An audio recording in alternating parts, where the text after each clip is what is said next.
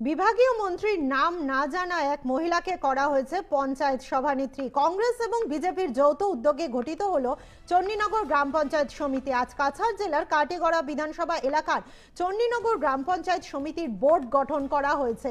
গ্রাম পঞ্চায়েতে ৬ নম্বর ওয়ার্ডের সদস্যা স্মৃতিকণা দাসকে গ্রাম পঞ্চায়েত সমিতির সভানেত্রী এবং ১ নম্বর ওয়ার্ডের সদস্য অসিত কুমার দেবকে উপসভাপতি হিসেবে নির্বাচিত করা হয়েছে। নবনির্বাচিত পঞ্চায়েত বোর্ডের সদস্যদের শপথ বাক্য পাঠ করান কাটিগড়া উন্নয়ন ব্লকের বিডিও রজন কিম রিংস্টে।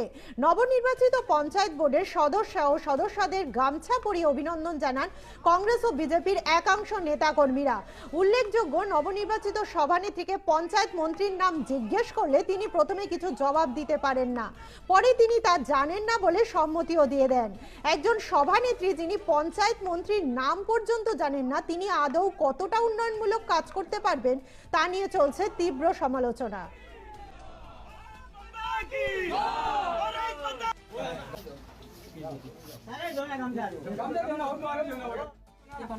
আপনি প্রেসিডেন্ট হয়েছেন কোন জিপি? কতজন মেম্বারের ভোট পাইছে?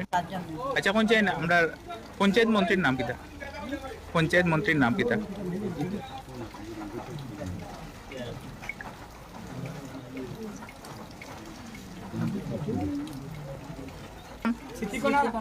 আপনি প্রেসিডেন্ট হয়েছেন কোন জিপি? কতজন মেম্বারের ভোট পাইছে? আচ্ছা, পঞ্চায়েত আমরা পঞ্চায়েত মন্ত্রীর নাম কিতা?